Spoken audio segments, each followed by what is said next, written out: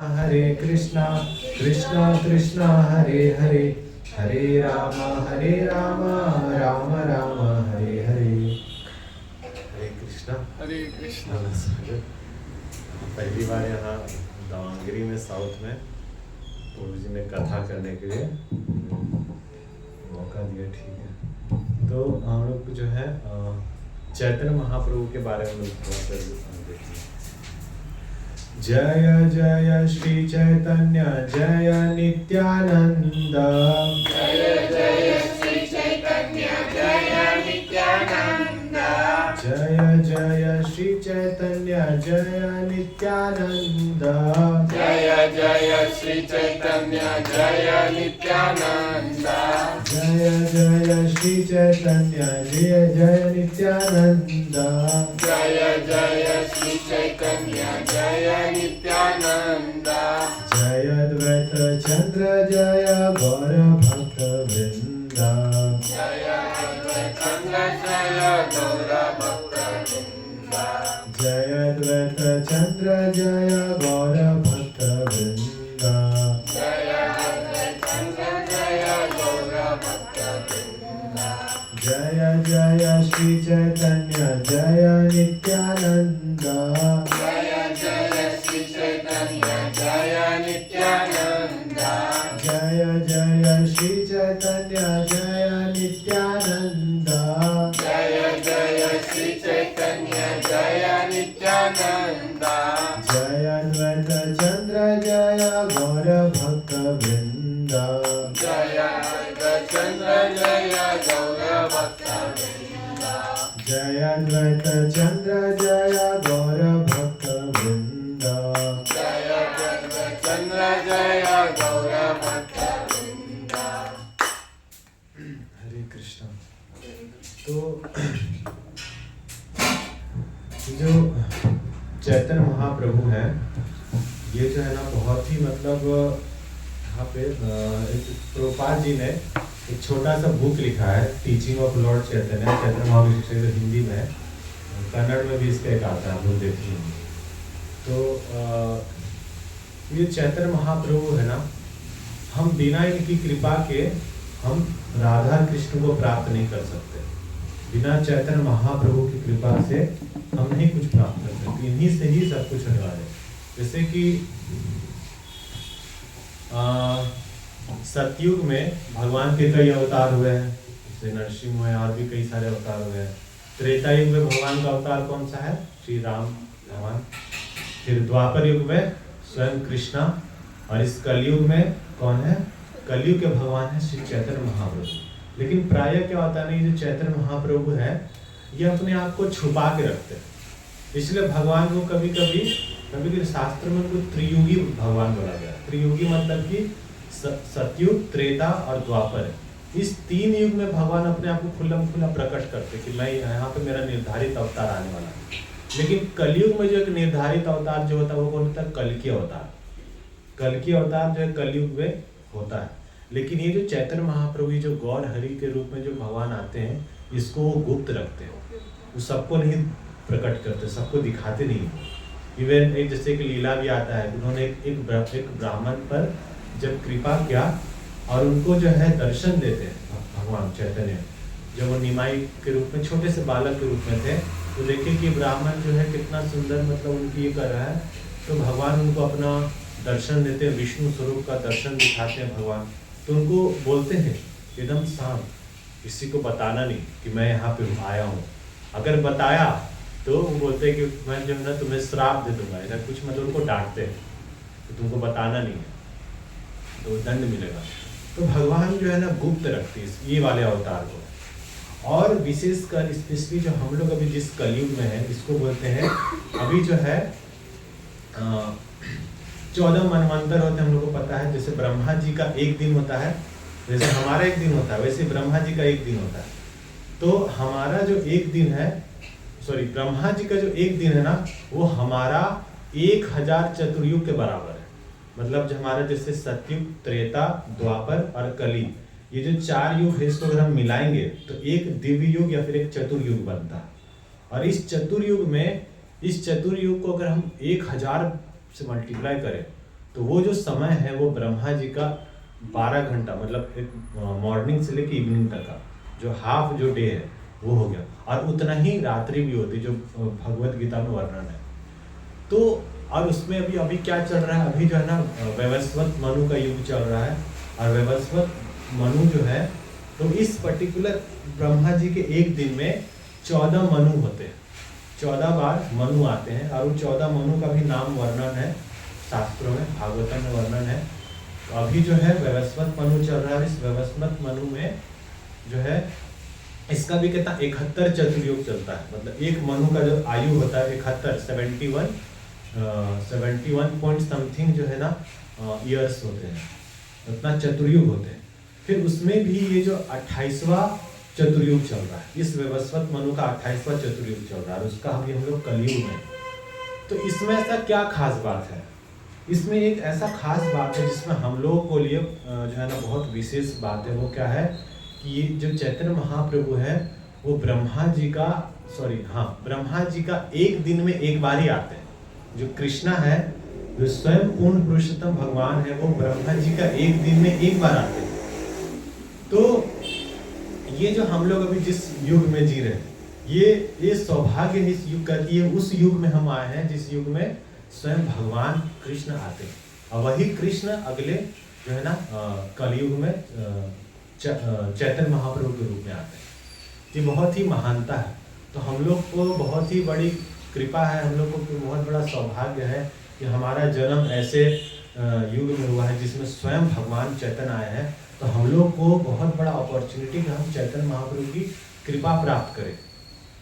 तो अगर हम चैतन्य महाप्रभु की कृपा प्राप्त कर लिए तो क्या होगा कि हम लोग को जो गोलोकेरा प्रेम धन, जो महाप्रभु जो है हम लोग को क्या दे रहे हैं, जो चैतन्य महाप्रभु हमें गोलोक वृंदावन में जो प्रेम धन है, जो कृष्ण प्रेम है, वो ला के दे रहे हैं, जो किसी और युग में कभी भी भगवान ने नहीं दिया। भगवान का कितने सारे अवतार हुए, मगर ये जो अवतार है महाप्रभु का वो क्या है, अनर्पितम चरिंचिरा, ऐसा चीज दे रहे हैं जो कभी उन्होंने नहीं दिया, कभी नहीं दिया उन्होंने। तो ये चीज वो दे रहे हैं और सबको खुला खुला बांट रहे हैं। मतलब वो ये नहीं देखते कि कौन योग्य है कौन योग्य नहीं है, सभी को वो ये कृष्ण प्रेम बांट रहे हैं फ्री में। तो ये चीज है। तो चैतन्य महाप्रभु बहुत ही जो है ना इम्पोर्टेंट अवतार है।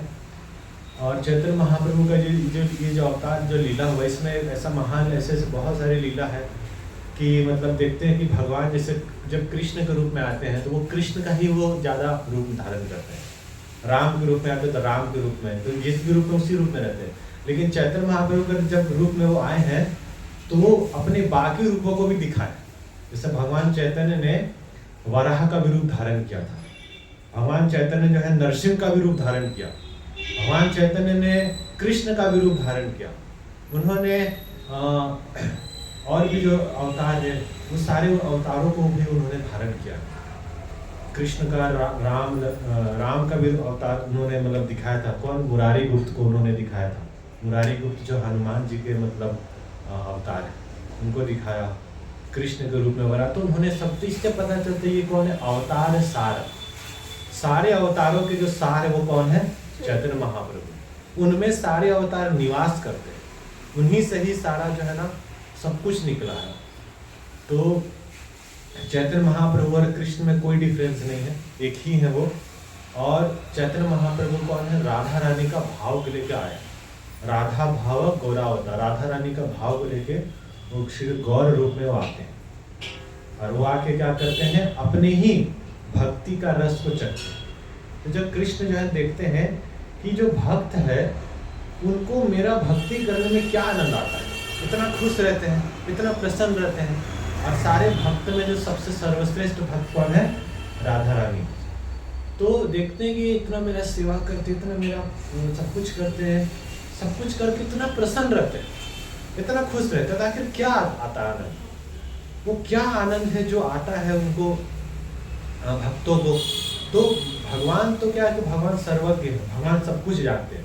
लेकिन भगवान एक चीज नहीं जानते, वो क्या है कि भक्त को क्या आनंद आता है मेरी सेवा करने में, ये चीज भगवान भी नहीं जानते थे। तो भगवान क्या करते हैं, इस चीज को जानने के लिए वो ये अवतार लेते हैं, राधा रानी को का भाव ग्रहण करके इस अपने ही भक्ति रस को आस्वादन करने के लिए वो आते हैं। तो ये उनका गुह्य कारण है, कई सारे कारण होते हैं। तो भगवान चैतन्य जो है इसलिए आते हैं। तो उनका जो है ना, उनका जीवन चरित्र हम सबको जानना चाहिए।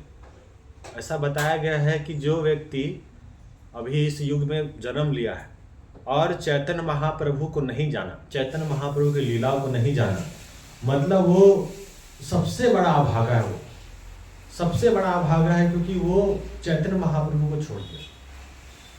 तो हम सब का कर्तव्य है कि हम चैतन्य महाप्रभु के बारे में खूब जानें। चैतन्य महाप्रभु की लीलाओं में जैसे एक चैतन्य भागवत आता है, वो बहुत सुंदर ग्रंथ है चैतन्य भागवत।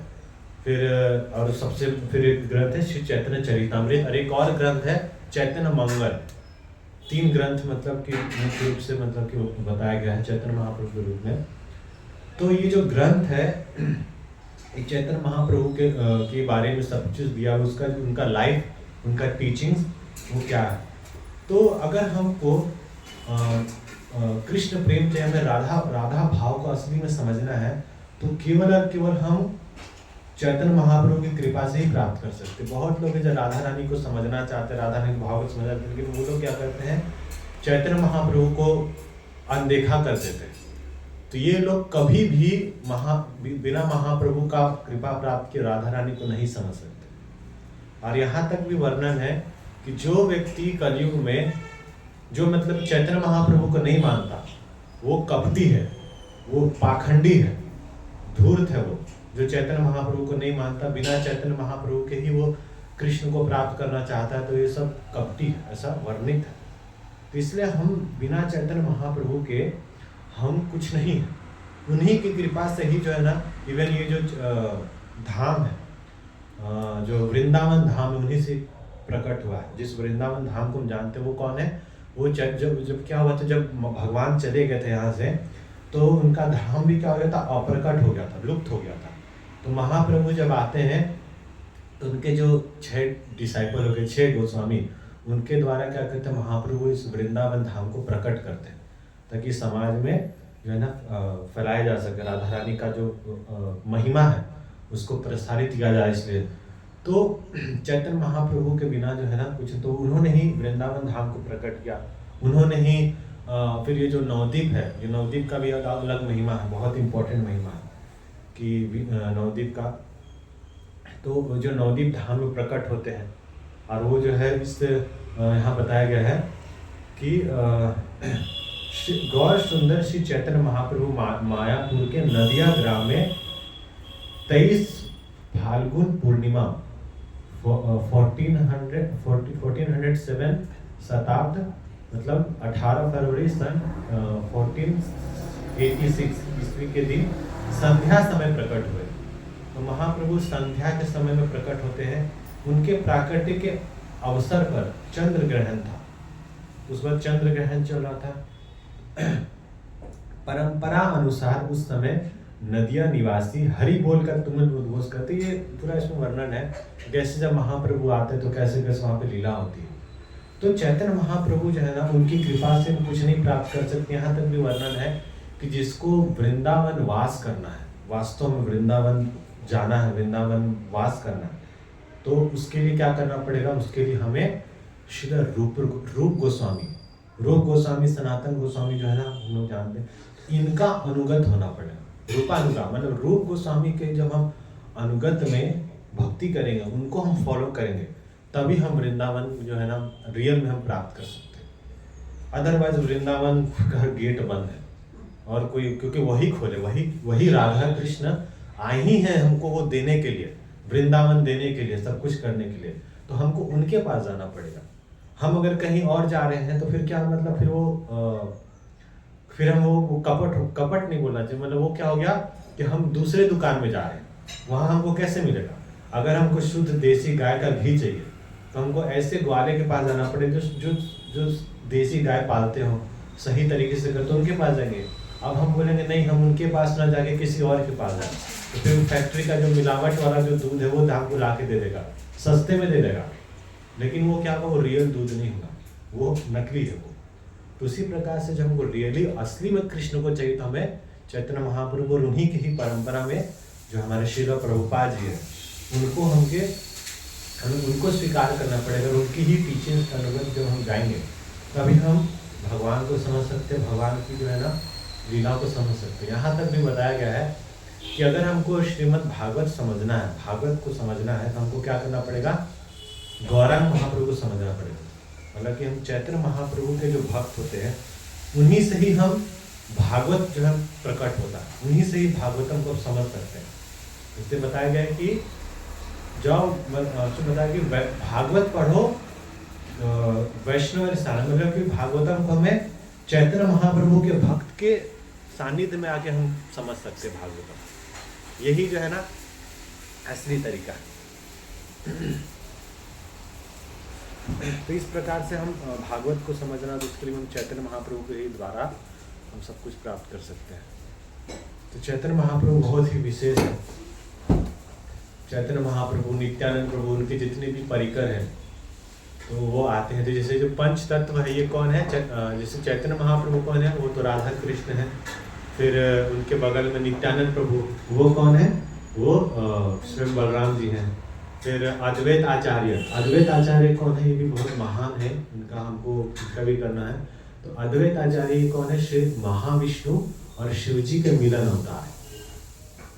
महाविष्णु हम लोग जानते होंगे, महाविष्णु कौन है, जिनके सांस लेने मात्र से अनंत कोटि ब्रह्मांड जो है निकलता है, उन्हीं से सारा सृष्टि हो रहा है। तो महाविष्णु और शिव जी के मिलन अवतार, जो दोनों ही मतलब महान है, इनके मिलन अवतार है श्री अद्वैत आचार्य। फिर वहाँ पे श्री गदाधर पंडित कौन है, श्री स्वयं राधा रानी है। और श्री श्रीवास ठाकुर कौन है, वो श्री नारद मुनि है। तो ऐसे जो पंच तत्व है ये प्रकट होते हैं, तो हमें इन्हीं पंच तत्वों का हमें आश्रय लेना है। इन्हीं से ही जो है ना हम भगवान को जान सकते हैं, भगवान को की प्राप्ति हो सकती है। तो ये 3 बोला, नहीं 5 लोग।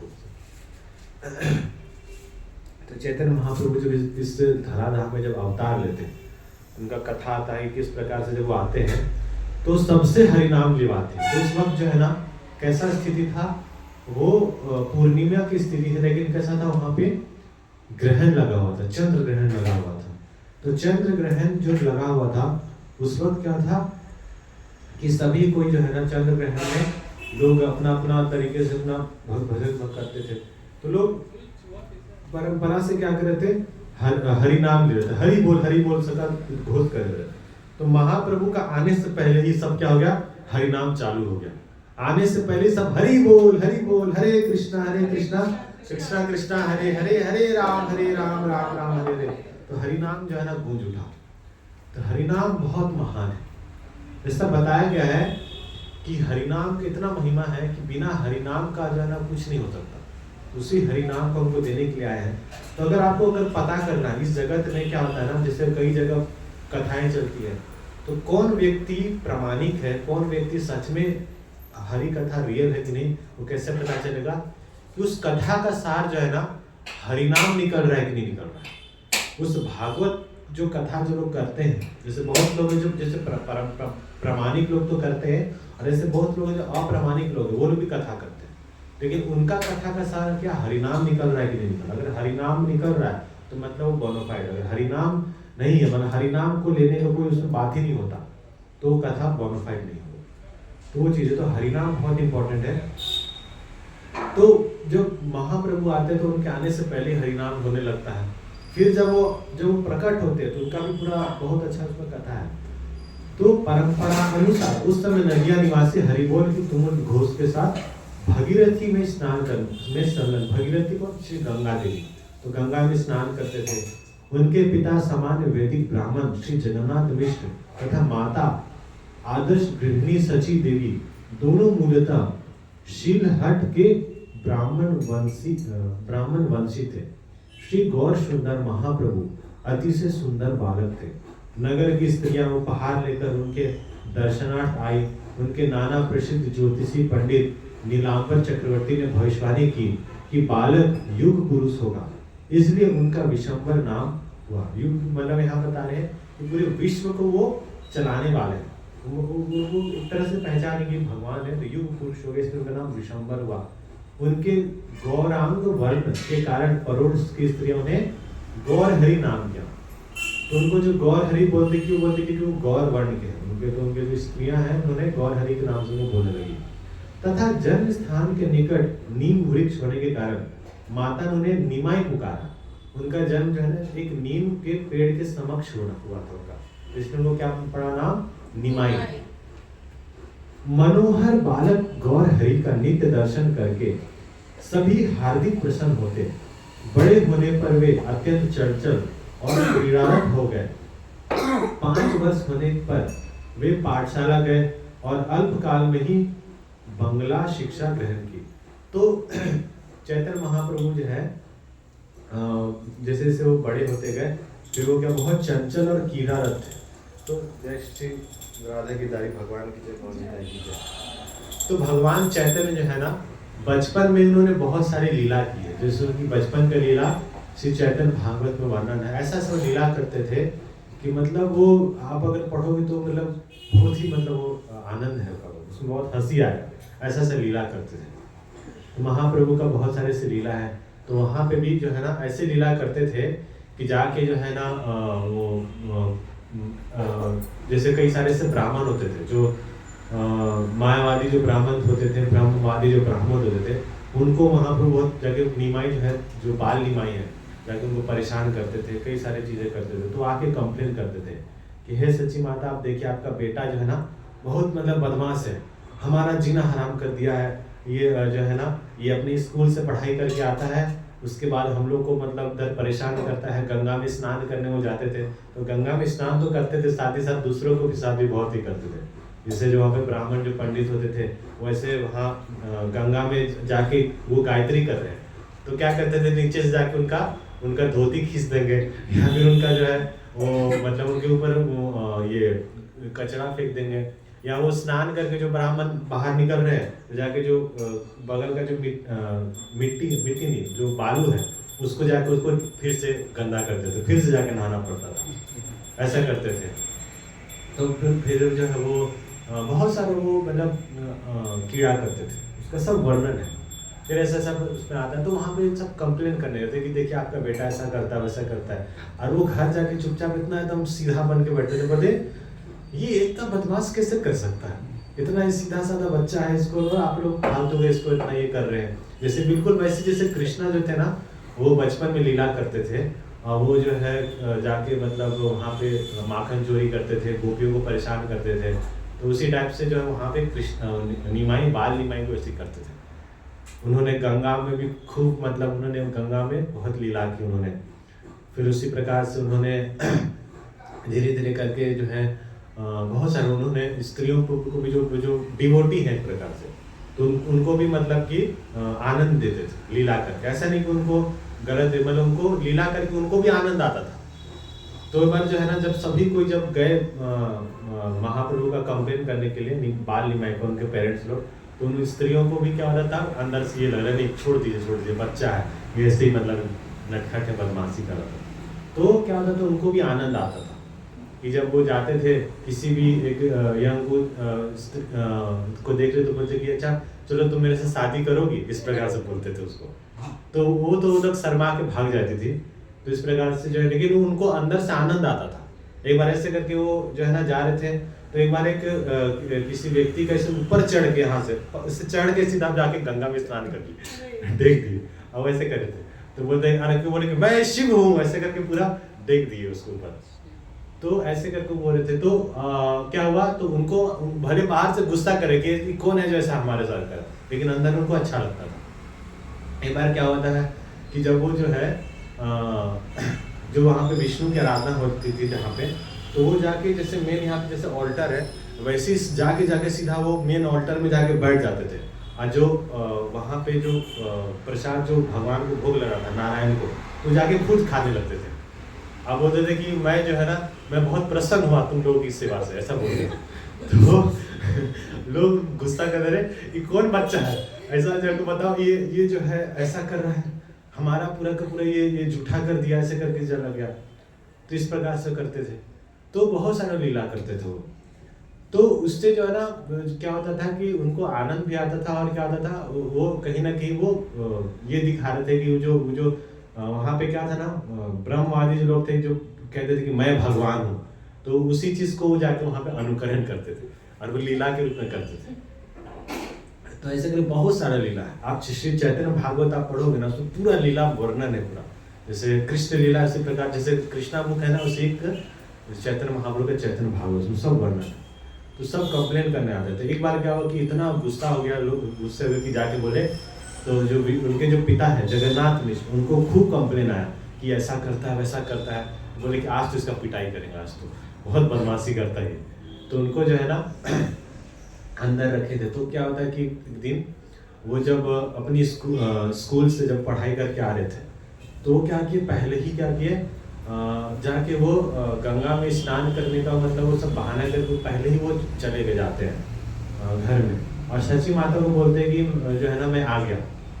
तो वो पूरा उनको ढूंढते कि कहाँ गया करके। तो ऐसे तो उनको क्या कहते हैं, उनको मारने का पूरा ये प्लान किए थे। उससे बहुत गुस्से में थे, तो लेकिन वो ऐसा मतलब बाद में लीला करते हैं कि फिर उनका गुस्सा शांत हो जाता है, फिर वो तले से छोड़ दो। इस प्रकार से है लीला, आप चरण भाव में पढ़ सकते हैं। तो ऐसे करके हैं। फिर जैसे जैसे करके फिर वो निमाई जो है ना निमाई बड़ा होते गए, तो फिर वो निमाई पंडित से कहलाते हैं। वो फिर आगे चल के वो शिक्षा देते, टीचिंग वो करना स्टार्ट करते हैं।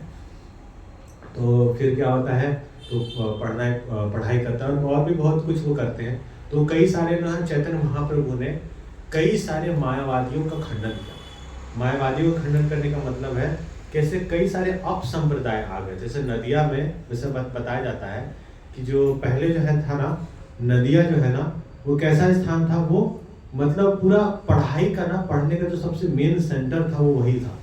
दूर दूर से लोग आते थे शास्त्र को वहाँ सीखने के लिए, ऐसा स्थान हुआ करता था।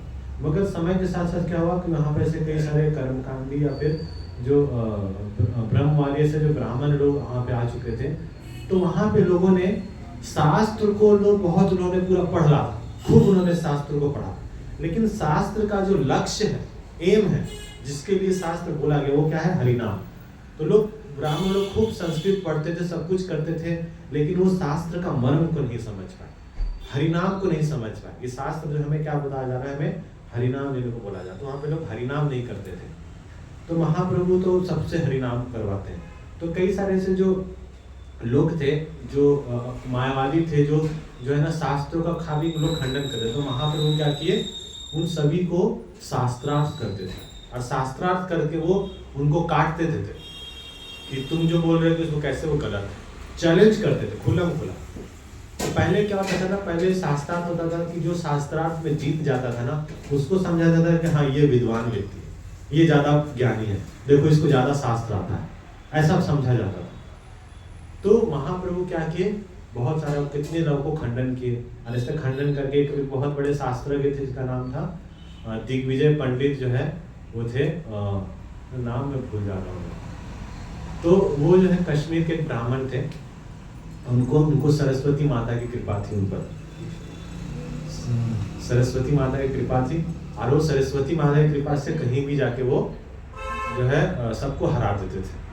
तो एक बार जब महाप्रभु के पास वो आते हैं, तो महाप्रभु उनको भी हराते एक तरह से, बहुत प्रेम से, तो प्रेम से उनको भी हरा देते हैं। तो क्या होता है कि जब सरस्वती माता के जब वो जाते हैं उनको हराने के लिए, तो खुद ही आए थे, तो आके वो क्या करते हैं, महाप्रभु से साक्षात करना चाहते, बोले कि जो बच्चा है ये तो क्या, इसको तो ऐसे ही हरा देंगे, ऐसा सोचते थे। तब वो फिर जो है तो उसको बोलते कि तुम गंगा का जो है ना, गंगा पे श्लोक मतलब बोलने के लिए बोलते, तो धड़ धड़ मतलब 100 श्लोक बोल देते गंगा पे। तो बोलते कि अरे इसमें क्या है। तो महाप्रभु क्या किए कि उनका जो श्लोक था उस पर भी वो गलती निकाली, अरे देखो इसमें ये गलती, तो उसका पूरा एकदम ये ईगो हट हो गया, अरे ऐसा कैसे हो गया। उसका मतलब पहले आज तक मेरे को किसी ने हराया नहीं, और आज ये छोटा सा बालक बाल निमाई मेरे को हरा दिया, और मेरे को मतलब जो है हरा के मेरे को बता दिया कि मेरे में ये गलती है। तो वो जो है उनको हराने के बाद वो फिर चले जाते घर, और घर जाके फिर क्या करते हैं, सरस्वती माता से पूछते हैं कि ये कैसे हो गया, क्या हो गया। अब सरस्वती माता को बता दी। जय श्री राधा गिरधारी भगवान की जय, श्री गौर निताई की जय, श्री प्रभुपाद की जय। तो उनको फिर बताते हैं कि ये जो चैतन्य महाप्रभु ये कौन है? मेरे स्वामी हैं। मेरे को जितना भी ज्ञान है ना, सरस्वती माता बोलती है कि मेरे को जितना भी नॉलेज है ना, वो सब इन्हीं से ही मिला है मेरे को। मेरा पावर सोर्स यही है। तो उनको जब बताते तब बाद में वो सरेंडर करते हैं। तो भगवान ने ऐसे कई लीला किए हैं। तो क्यों किए सब लीला? इसलिए ऐसा लीला किए। आज भी ये चीज हम लोग को देखने को मिलता है कि जैसे अलग अलग संप्रदाय के लोग क्या करते हैं, बोलते हैं कि देखो हमको सब आता है। गीता में लोग उसको प्रचार करने जाएंगे ना, तो बोलते हैं कि हमको गीता सब आता है, हमको कोई जरूरत नहीं है। हम लोग गीता हम पढ़ाते हैं, हम गीता में तात्पर्य देते हैं, ऐसे बोलेंगे। हम लोग तो गीता का प्रचार करते हैं, गीता तो हमारा ये है। तो अपने आप को दिखाएंगे मेरे को कितना सब कुछ आता है, मगर वास्तव में देखा जाए तो कुछ नहीं आता है। तो आज भी हम लोग कैसे देखते हैं, उस वक्त भी ऐसे बहुत लोग थे, ऐसे कई सारे ब्राह्मण लोग थे जो अपने आप को दिखा देते कि हम जो है शास्त्रों के बहुत ज्ञाता है। और ऐसे जैसे कि जब बुद्ध के अवतार के रूप में जब अवतार लिए थे भगवान, तो उस वक्त भी क्या थे, ऐसे कई सारे लोग थे जो नास्तिक लोग थे। उन लोगों ने वेदों का ही गलत अर्थ निकाल के लोग क्या करते थे, पशु की बलि देते थे, हत्या कर। तो उस वक्त उन्होंने भगवान क्या करते, बुद्ध के रूप में वेदों को ही हटा दिया था। तो उन्होंने क्या किया, कई सारे ऐसे जो लोग थे जो शास्त्र गलत अर्थ निकालते थे, पूरा वो शास्त्र का खंडन करते थे। तो उन लोगों को भगवान ने क्या किया, शास्त्रार्थ करके हराया और सही चीज को स्थापित किया। तो बचपन में वो प्रचार चालू कर चुके थे। और फिर जो शंकराचार्य जी के द्वारा जो प्रसारित जो मायावाद सिद्धांत था, उसको भी महाप्रभु खंडन करता है। अचिंत्य भेदाभेद तत्व का वो प्रसारित करते हैं।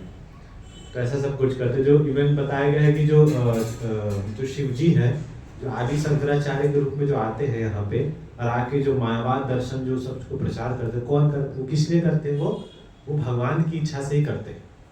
क्यों करते हैं? ताकि ऐसे बहुत सारे लोग थे जो थे असुर, लेकिन वो वैष्णव धर्म को अपने आप को शास्त्र का ज्ञाता करके क्या करते थे, वो बोलते थे कि हम भी ये चीजें। तो उनको हटाने के लिए जो भगवान बनना चाहते थे, उनको बोले ठीक है तुमको भगवान बना ही देते हैं।